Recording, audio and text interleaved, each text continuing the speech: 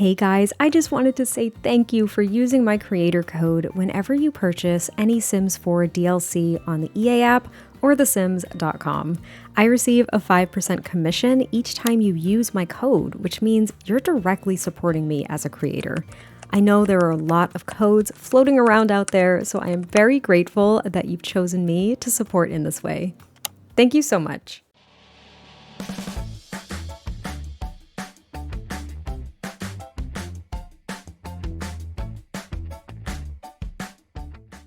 Hey guys, it is MissSimReno. If you are returning to the channel, welcome back. And if you're brand new, I am very excited that you decided to join me here today for another speed build. And we're actually in Tartosa. I have not built in Tartosa in a very long time. I'm pretty sure the last time I did was actually around the time that my wedding stories came out, which is, I was gonna say it's embarrassing. It's really not that embarrassing. I think this world is beautiful. But I find the build style very, very challenging, and I don't know, I'm just not drawn to play in this world. I love, like when I'm just playing off camera, I love bringing my Sims on like a honeymoon here. This is more of like a honeymoon destination in my opinion, but today we're actually building, I'll call it a family home. Now it is only a 1-bedroom, 2-bathroom, but there's an office upstairs that you could easily turn into an additional bedroom if that's what you wanted to do. If you wanted to play with a family or something like that, it would be super, super easy to do. So maybe I'll call it a 2-bedroom. Just to be fair, because it could be, I don't know. But as you can see, I did some terrain manipulation and I did it off camera. I apologize. I did because I needed to make sure that I knew exactly how this lot was going to be laid out. And I haven't used terrain manipulation in a long time either, and it was hard. It's definitely something to get used to, and I felt really out of practice. So I did it off camera and I just made sure that I had a big enough footprint for this build, which was inspired by an image I found on Pinterest. I think this was called like a French country home or something like that. I was really drawn to the open windows up on the second story, which I thought I could replicate with an open window. Like it's a propped up window that we have from For Rent, but they're a little bit big and they didn't quite match the look that I was going for, so I didn't use them, but I still love the end result. I really like this build. It's a very simple shape. A couple of rectangles tossed together because, you know, that's what builds are. They're usually just a couple of rectangles tossed together and you dress them up and they look really cool. But I love how this one came out and I used medium wall heights. What? I don't often do that, but I thought it really suited this build here, especially with a lot of the things that kind of match with my wedding stories, and maybe not even match with that pack, but that kind of fit the more Mediterranean style of decorating and building. We have a lot in base game that works with that, and a lot of those base game things, like especially archways and stuff, are for medium wall heights. So I decided to use medium wall heights and it worked out perfectly. And as you can see, I'm using the tool mod here to lower some rocks and some other bushes and shrubs into the ground. I loved the landscaping on this build. I really, really did. I loved shaping this entire lot up on this hill with these rocks. And if you're wondering, I mentioned this in a build maybe a couple of weeks ago, but I have been using the organized debug option in Better Build By, and that allows me to access all these debug items just in the regular menu. I don't have to pull up the debug menu as a separate thing. It's very, very convenient. I feel like I'm finally getting used to where things are as well. I do tend to filter down to certain packs more often than not, so I'm getting more used to how the menu is set up, but I still overlook a lot of items, I think, because I filter down to packs to find things, because with all the debug items there, it can be a little bit overwhelming. And unfortunately, at least right now, I don't know if there's been any kind of update. I should probably check because I haven't checked in a long time. To turn on and off the organized debug option, you have to close and restart the game. So it's not super convenient, but anyway, we are working on the little like vineyard part of this build because I didn't even mention this is like a little nectary. Because we have nectar making with Horse Ranch, you could finally go into Tartosa and actually make what looks like an authentic nectary or winery, you know, as we call it, not in The Sims. So I used these little debug They're technically from My Wedding Stories, but they kind of look like another plant that we got with Cottage Living, but they look like they have grapes dangling from them. So they are faux vines. If you would like, you can absolutely plant some grapes and other berries around this property for your Sims to go ahead and harvest, and that way you can make all sorts of different kinds of nectar, which the Sims can do in this little tiny shack, this little tiny shed. I love it. I was a little bit unsure about it. I was like, is this weird to just have like a little shed? But I was like, no, it's perfect. I didn't create a basement for it because it was just really tiny. It has a very small footprint, but we have the nectar making barrel thing, which oddly enough, compared to a lot of other things in The Sims 4, has a reasonably small footprint and fit perfectly in this little shed. I loved it. And you know what I loved doing as well? I don't know. I feel like I did a lot of different things in this build.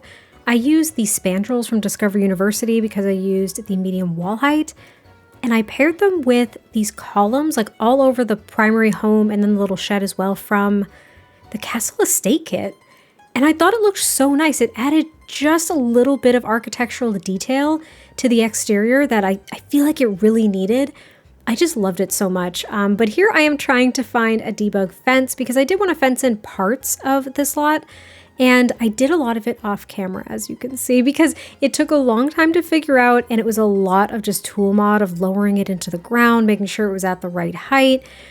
It was a bit much. This build would have been a lot longer if I kept those components in, so hopefully you don't mind that I skipped over them because it's not like I'm doing a tool tutorial or anything like that. But we are now working on this little, I guess I'll call it a courtyard area near the front entrance, which is actually off to the side, a little bit different as well.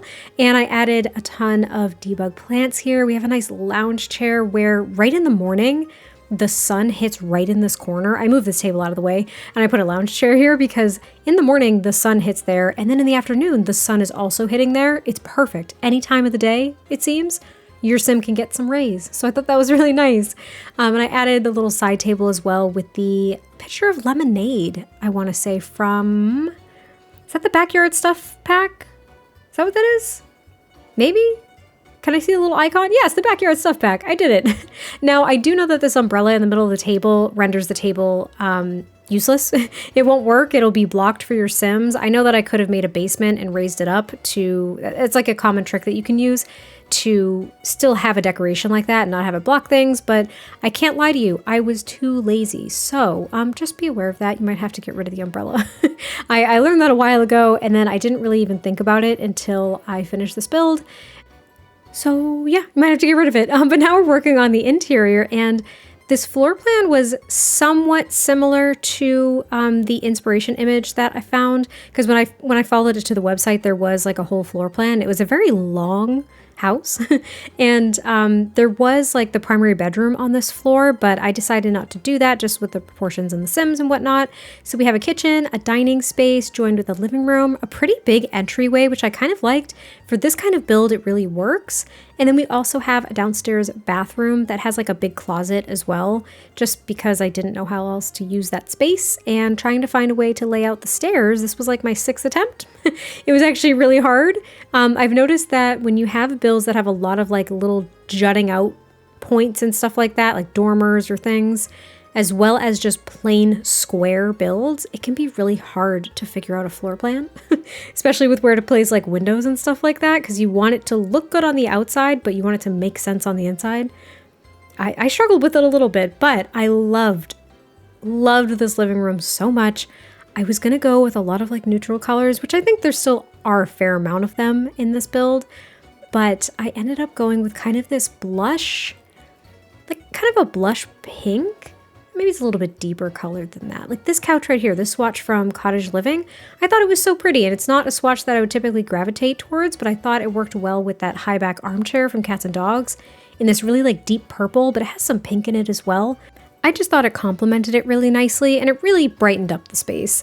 But I added a plant over in the corner and this beautiful fireplace that I'm pretty sure I've used in almost every build in Tartosa that I've ever done. I'm pretty sure, maybe one or two I haven't, but that fireplace from Cottage Living, I absolutely love it. It's beautiful. And then we have the little dining space over here, and we use the chairs from My Wedding Stories. And a lot of base game, like I mentioned earlier, there's a lot of base game items I think that work very nicely with this style. So I used a couple of like side tables from base game. These curtains are actually from base game. they're beautiful. This piece of artwork, these archways, the sconces, the grandfather clock, and a lot of the plants that I used as well. It's a lot of base game. And these plates, like I could go on and on. There's a lot of base game in this. I will make sure that I say explicitly this is not a pack restricted build in any capacity, and it's not base game friendly, but I am just trying to highlight that there are a lot of base game items that could work with this style, if you were wondering.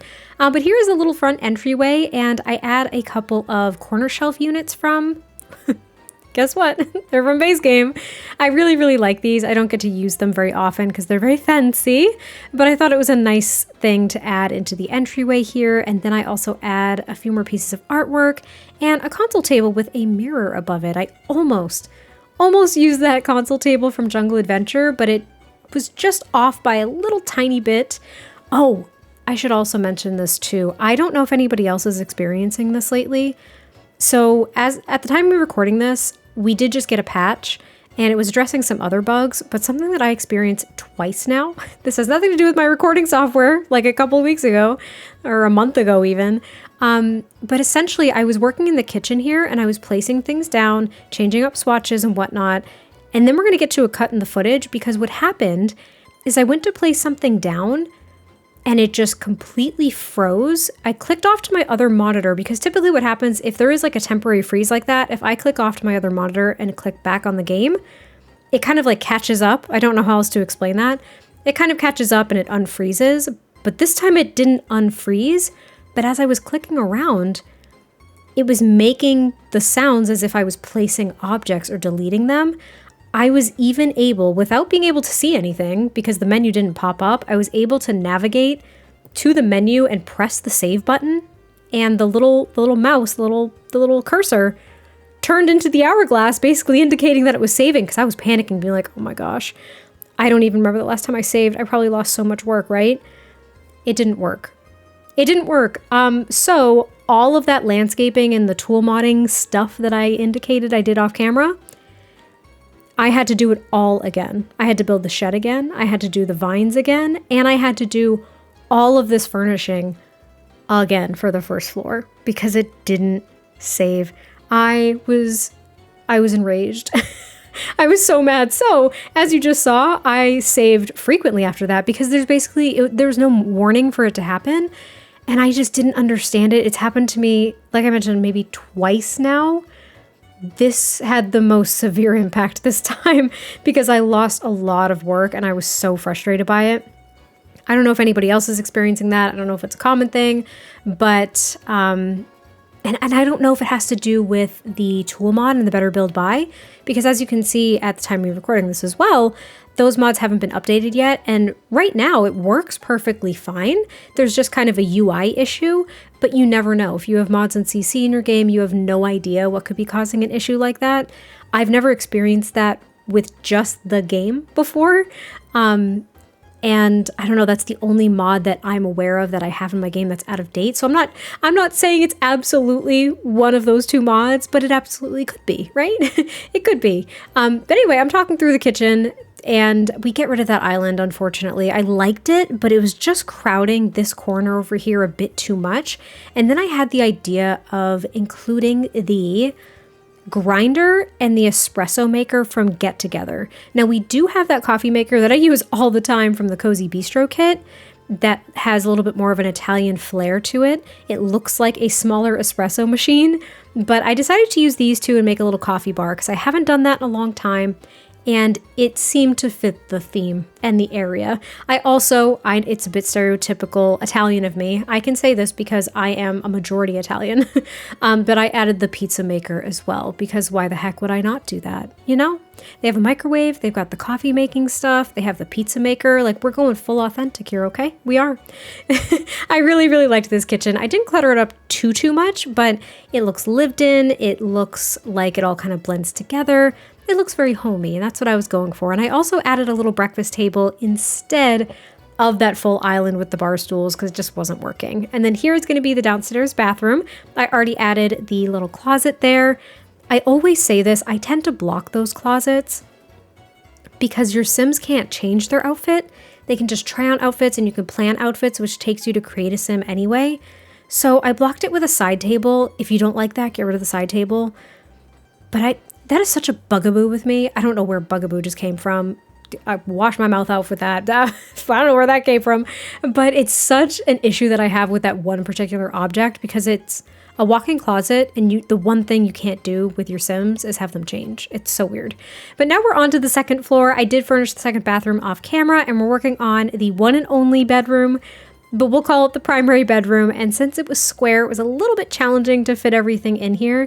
Now, I was thinking this was for a couple, like I mentioned, but I do know that that mirror in the corner, as well as the easel that I put in the other corner, will block your Sim's ability to get to the left side of the bed.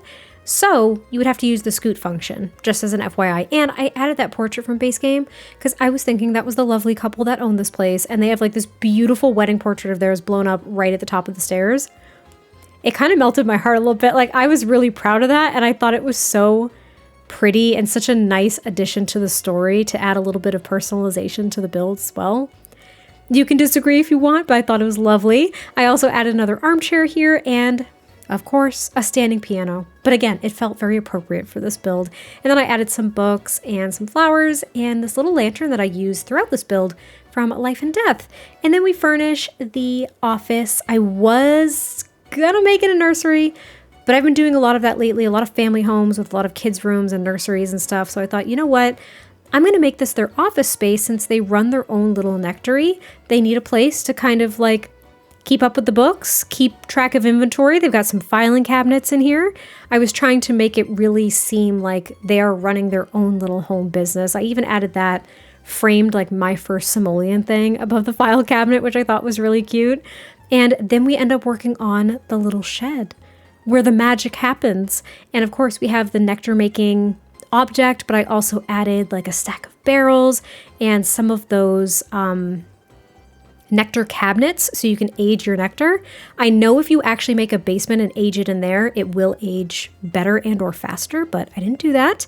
But this is pretty much the end of the build, so I hope you all enjoyed this one. I can't wait to hear your thoughts, and I will catch you next time I post a video, and I'll talk to you soon. Bye!